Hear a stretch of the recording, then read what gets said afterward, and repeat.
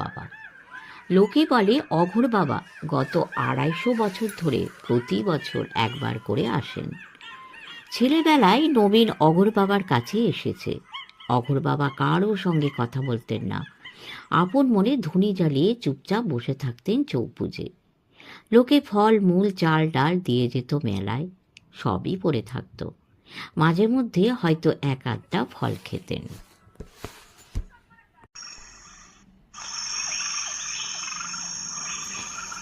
অঘোর বাবাকে নবীন মৌনী সাধু বলেই জানত, কিন্তু একদিন সেই ভুল ভাঙল।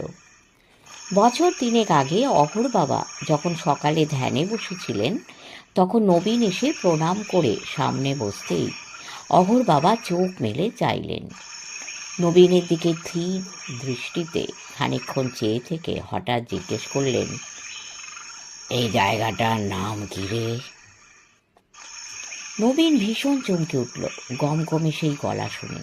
ভয়ে ভয়ে বলল, আগে ঝিলের ওপাশটা কেটের হাট, তবে এদিকটার নাম হলো চাঁপাগুঞ্জ, লোকে বলে চাঁপার বোন।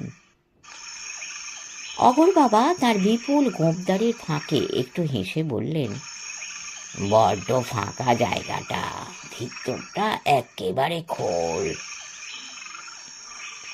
কথাটার মানে নবীন বুঝতে পারেনি, অঘোর বাবা আর ব্যাখ্যা করেননি।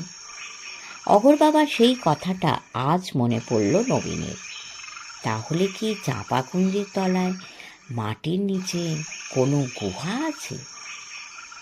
নবীন ঘুরতে ঘুরতে খাদের কাছে চলে এলো। এখানেই ভুজঙ্গকে মেরে ফেলে রাখা হয়েছিল।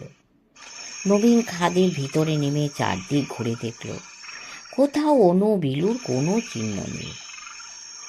হঠাৎ একটু শিরশিরে বাতাস বয়ে গেল, পাতায় পাতায় শব্দ উঠল ফিস ফিস, আর নবীনের গায়ে হঠাৎ কেন যেন কাঁটা দিয়ে উঠল। তারপর নবীন সেই আশ্চর্য অশরীরী কণ্ঠস্বর শুনতে পেল, চলো দক্ষিণে, চলো দক্ষিণে, ভারী বিপদ।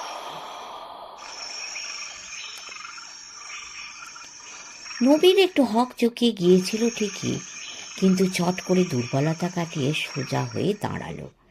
তারপর দক্ষিণ দিকে এগোতে লাগলো। চলতে চলতে চাঁপাকুঞ্জে চেনা ছক হারিয়ে গেল।